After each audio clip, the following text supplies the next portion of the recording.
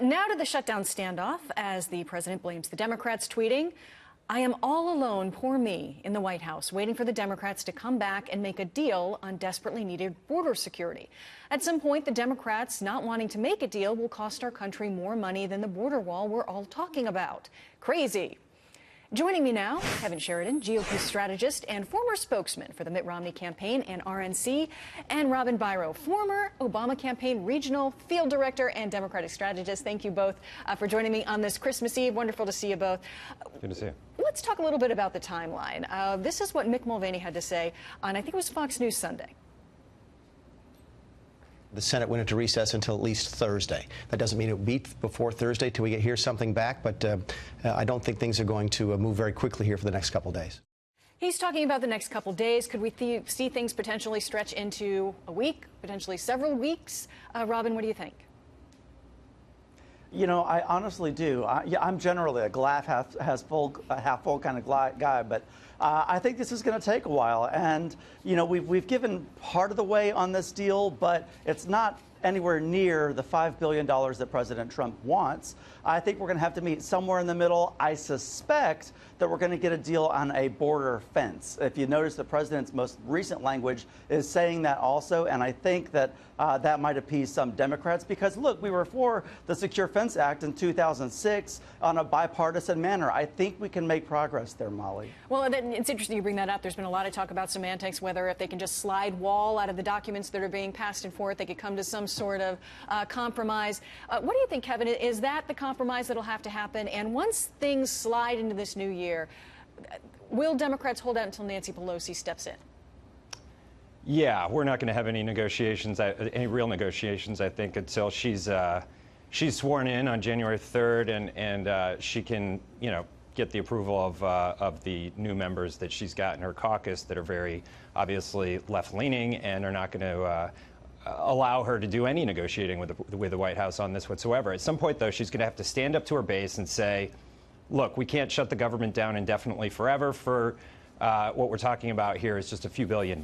It's not, you know, this isn't going to solve the problem of all border security, but at the end of the day, what are we talking about? We're talking about a few $1 billion, especially between the 1 and the 5. I mean, to keep the government shut down forever for that, I mean, it's not much. And it seems like we're talking a lot about wording as well. There's a fairly new statement here from Leader Pelosi and Schumer on the Trump shutdown as they, you know, as we talk about branding and which sides to blame.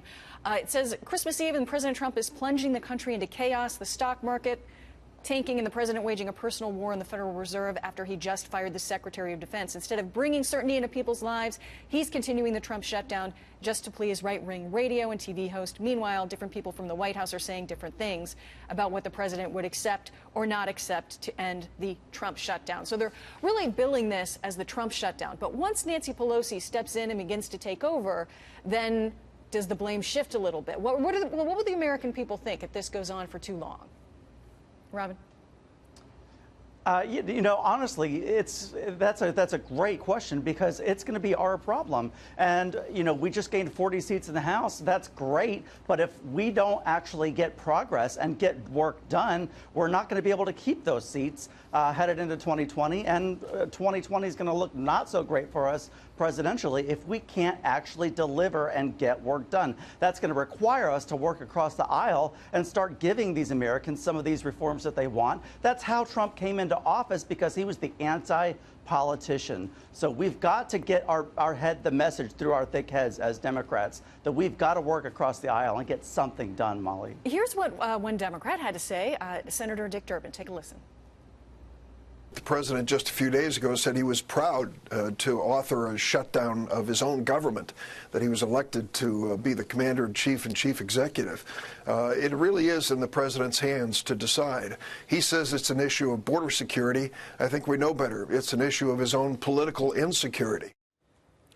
Political insecurity. You know, this is something that, going back and forth, that they have often targeted the president as being, calling him a toddler, that sort of thing, that sort of language being used, political insecurity, that this is a bone that's being thrown to the right. What do you think, Kevin? What do you think that's the sort of language that's being used as we work towards potentially, you know, we would hope, a solution? That's Democrat spin.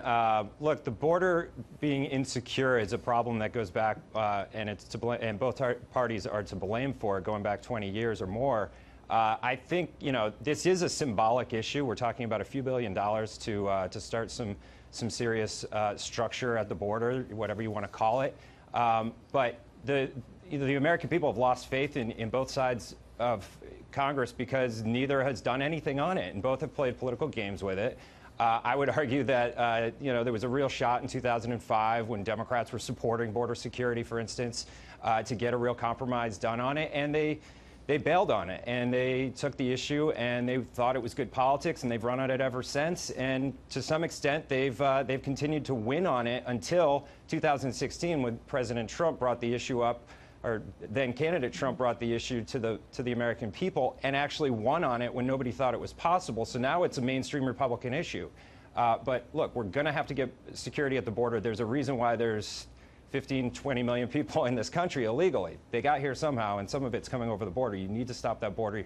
You got to stop the drugs. You've got to stop the smuggling. Yeah. The shutdown we'll be watching certainly in the coming days, potentially into the week following, and who knows how long, really.